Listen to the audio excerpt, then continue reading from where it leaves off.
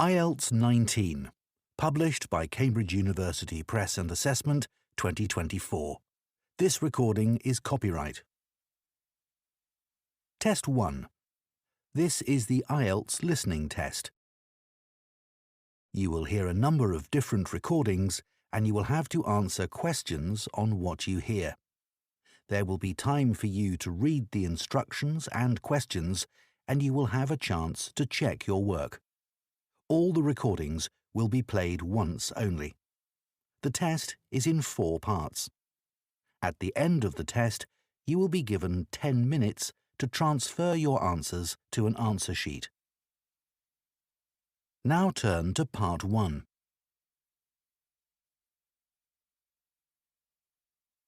Part 1. You will hear a teaching assistant calling a country park about a school visit. First, you have some time to look at questions 1 to 6.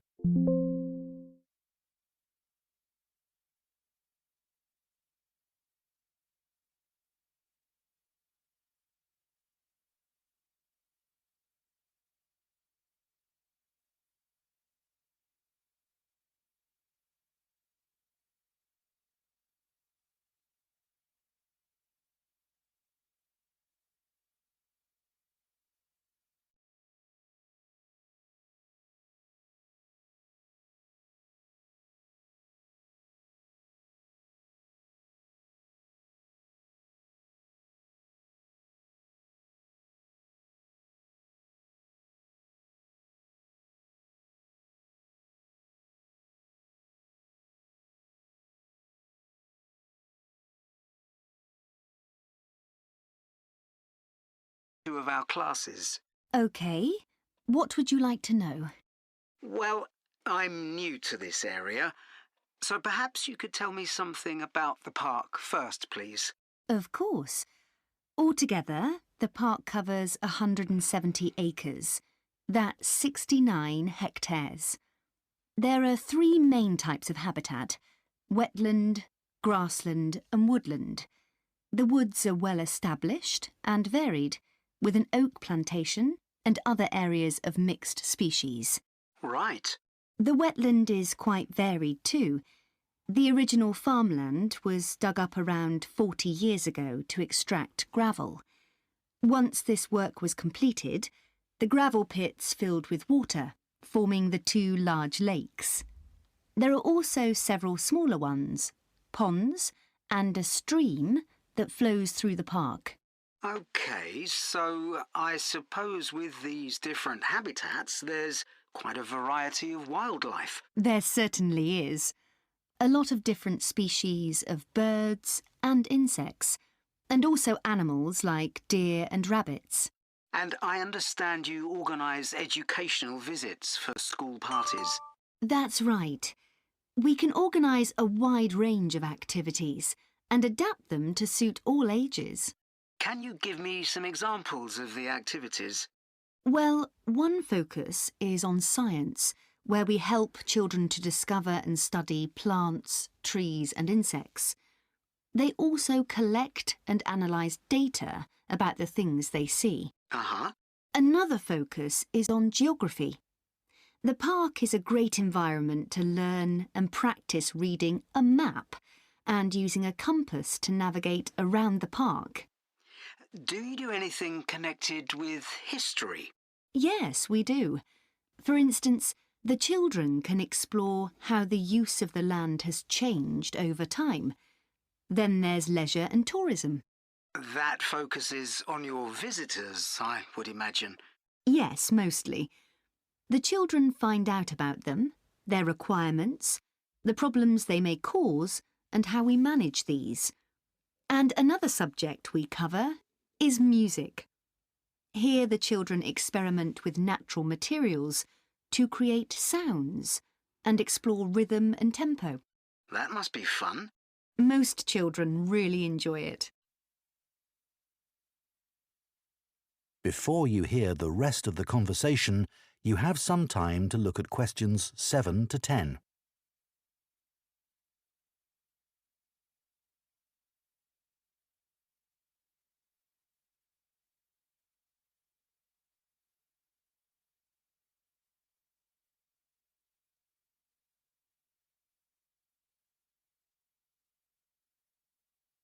Now listen and answer questions 7 to 10.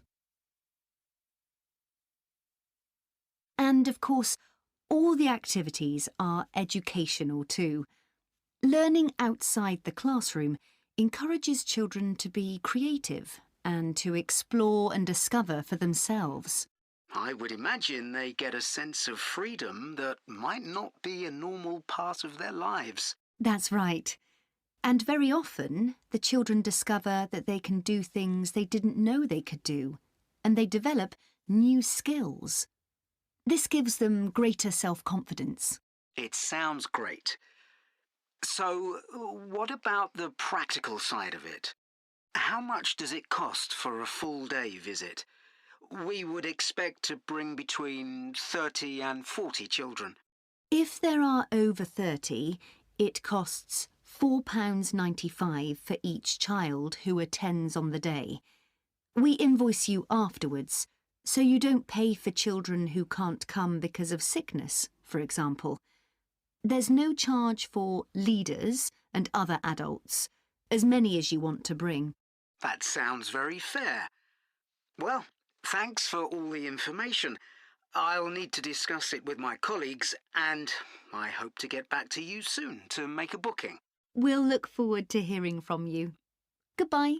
Goodbye, and thank you. That is the end of Part 1. You now have 1 minute to check your answers to Part 1.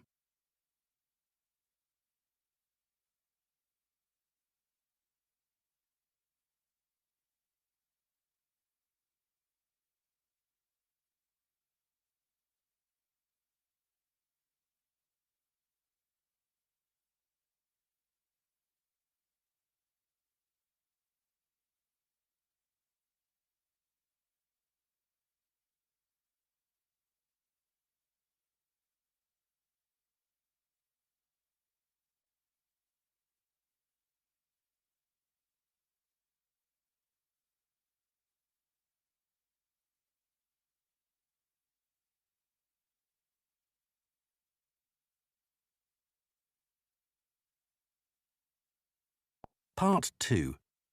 You will hear the chairman of Stanthorpe Twinning Association, which organises the link between Stanthorpe in England and a town in France, talking to members about the year's events. First, you have some time to look at questions 11 to 15.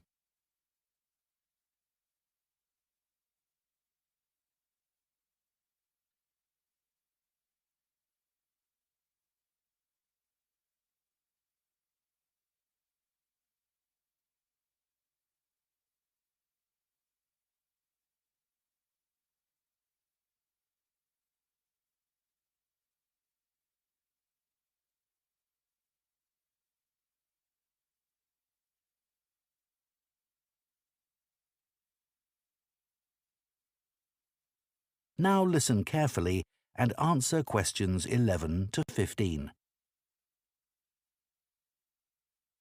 It's great to see so many members of the Twinning Association here tonight. Since the twinning link between our two towns, Stanthorpe here in England and Malat in France, was established, the relationship between the towns has gone from strength to strength. Last month, 25 members of the association from Stanthorpe spent a weekend in Malat. Our hosts had arranged a great programme. We learned how cheese is produced in the region and had the chance to taste the products. The theme park trip had to be cancelled, but we all had a great time on the final boat trip down the river. That was the real highlight. This is a special year for the association because it's 25 years since we were founded. In Malat, they're planning to mark this by building a footbridge in the municipal park. We've been discussing what to do here, and we've decided to plant a poplar tree in the museum gardens. We considered buying a garden seat to put there, but the authorities weren't happy with that idea. In terms of fundraising to support our activities, we've done very well. Our pancake evening was well attended and made record profits. And everyone enjoyed the demonstration of French cookery, which was nearly as successful. Numbers for our film show were limited because of the venue, so we're looking for somewhere bigger next year. We're looking forward to welcoming our French visitors here next week, and I know that many of you here will be hosting individuals or families. The coach from France will arrive at 5 p.m. on Friday. Don't try to do too much that first evening, as they'll be tired, so have dinner in the house or garden rather than eating out. The weather looks as if it'll be okay, so you might like to plan a barbecue. Then the next morning's market day in town, and that's always a good place to stroll round. On Saturday evening, we'll all meet up at the football club, where once again we'll have Toby Sharp and his band performing English and Scottish country songs. Toby will already be well known to many of you, as last year he organised our special quiz night and presented the prizes. Before you hear the rest of the talk, you have some time to look at questions 16 to 20.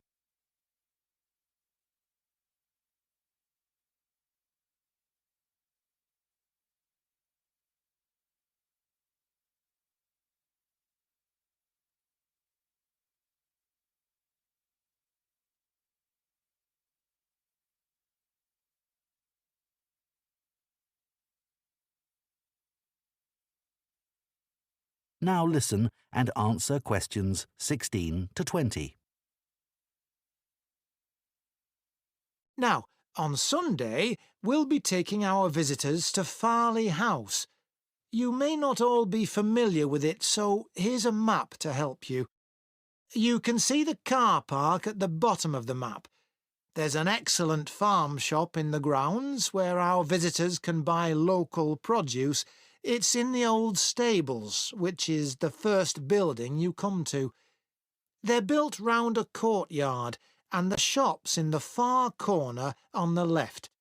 There's also a small cafe on the right as you go in. I know that one or two of our visitors may not be all that mobile. The main entrance to the house has a lot of steps, so you might want to use the disabled entry.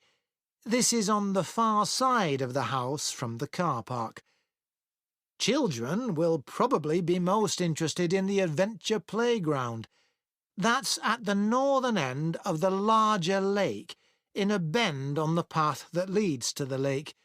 There's lots for children to do there. There are a number of lovely gardens near the house. The kitchen gardens are rectangular and surrounded by a wall. They're to the northeast of the house, quite near the smaller lake. They're still in use and have a great collection of fruit and vegetables. The Temple of the Four Winds is a bit more of a walk, but it's worth it. Take the path from the car park and go past the western sides of the stables and the house. Then, when the path forks, take the right-hand path. Go up there with the woods on your left, and the temple is right at the end. There are great views over the whole area. OK, so That is the end of part 2. You now have 30 seconds to check your answers to part 2.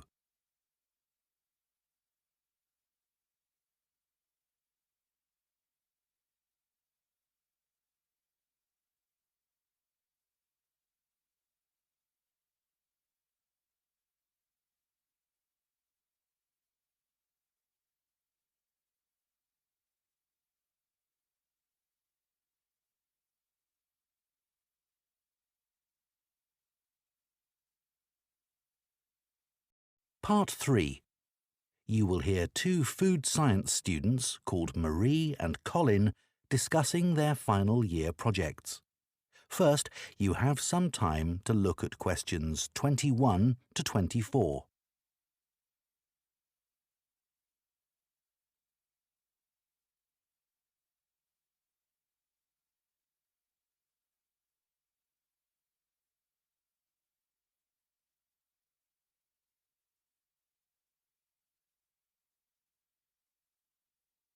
Now listen carefully and answer questions 21 to 24.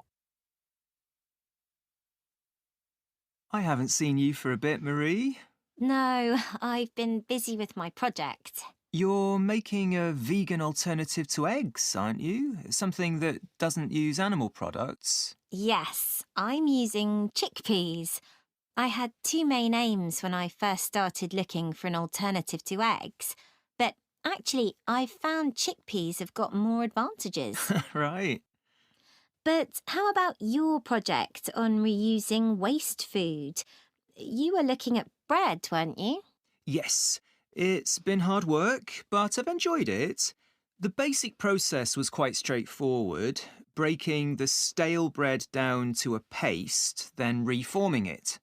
But you were using 3D printing, weren't you, to make the paste into biscuits? Yeah, I'd used that before, but in this project I had time to play around with different patterns for the biscuits and finding how I could add fruit and vegetables to make them a more appetising colour, and I was really pleased with what I managed to produce. It must have been a great feeling to make something appetising out of bits of old bread that would have been thrown away otherwise. It was. And I'm hoping that some of the restaurants in town will be interested in the biscuits. I'm going to send them some samples. I came across something on the internet yesterday that might interest you. It was a company that's developed touch-sensitive sensors for food labels. It's a special sort of label on the food package. When the label's smooth, the food is fresh. And then when you can feel bumps on the label, that means the food's gone bad. It started off as a project to help visually impaired people know whether food was fit to eat or not. Interesting. So, just solid food? No, things like milk and juice as well. But actually, I thought it might be really good for drug storage in hospitals and pharmacies. Right. And coming back to food, maybe it'd be possible to use it for other things besides freshness, like how many kilograms a joint of meat is, for example. Yes, there's all sorts of possibilities. Before you hear the rest of the discussion, you have some time to look at questions 25 to 30.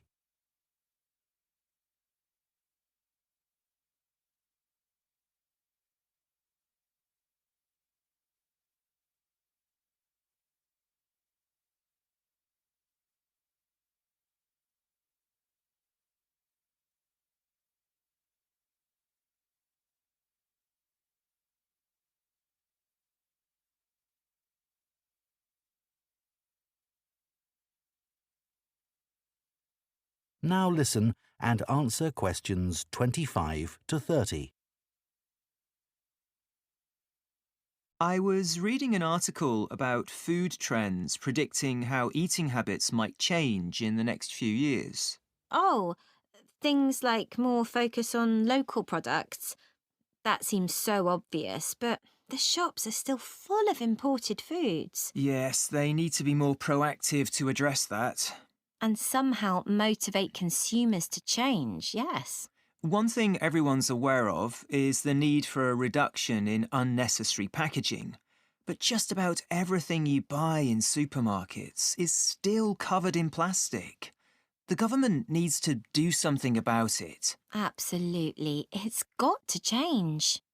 Do you think there'll be more interest in gluten and lactose-free food? For people with allergies or food intolerances? I don't know.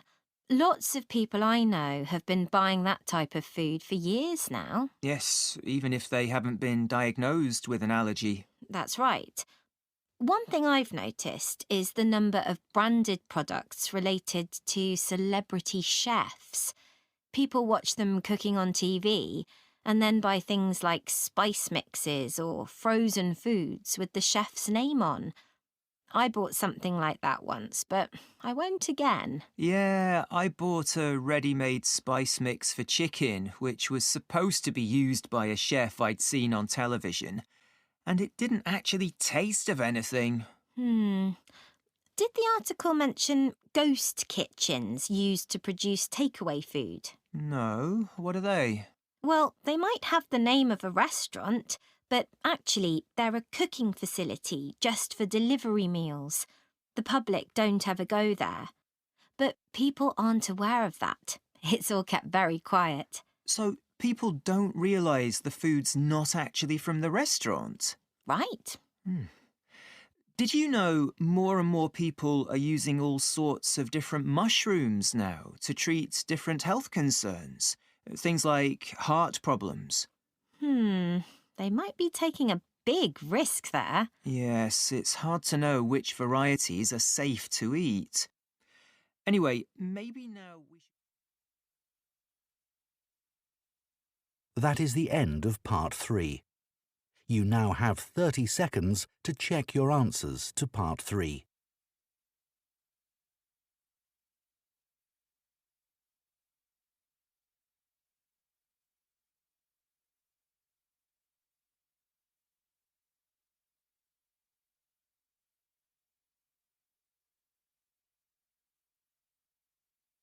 Part 4. You will hear an archaeology student giving a presentation on an important site in Ireland called the Cambridge Fields. First, you have some time to look at questions 31 to 40.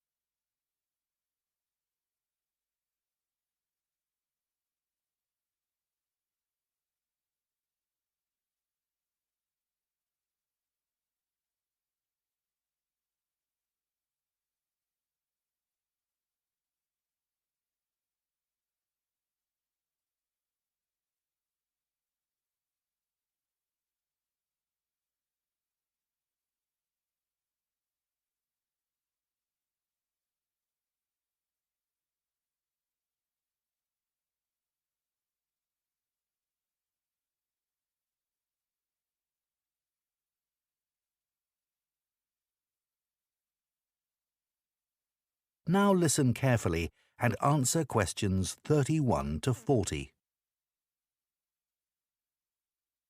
For my presentation today, I'm going to talk about the Cambridge Fields in the northwest of Ireland, one of the largest Neolithic sites in the world. I recently visited this site and observed the work that is currently being done by a team of archaeologists there. The site was first discovered in the 1930s by a local teacher, Patrick Caulfield. He noticed that when local people were digging in the bog, they were constantly hitting against what seemed to be rows of stones. He realised that these must be walls, and that they must be thousands of years old for them to predate the bog which subsequently grew over them. He wrote to the National Museum in Dublin to ask them to investigate, but no one took him seriously. It wasn't until 40 years later, when Patrick Caulfield's son, Seamus, who had become an archaeologist by then, began to explore further. He inserted iron probes into the bog to map the formation of the stones, a traditional method which local people had always used for finding fuel buried in the bog for thousands of years. Carbon dating later proved that the site was over 5,000 years old and was the largest Neolithic site in Ireland. Thanks to the bog which covers the area, the remains of the settlement at Cambridge Fields, which is over 5,000 years old, are extremely well preserved. A bog is 90% water. its soil so saturated that when the grasses and heathers that grow on its surface die, they don't fully decay but accumulate in layers. Objects remain so well preserved in these conditions because of the acidity of the peat and the deficiency of oxygen. At least 175 days of rain a year are required for this to happen. This part of Ireland gets an average of 225 days.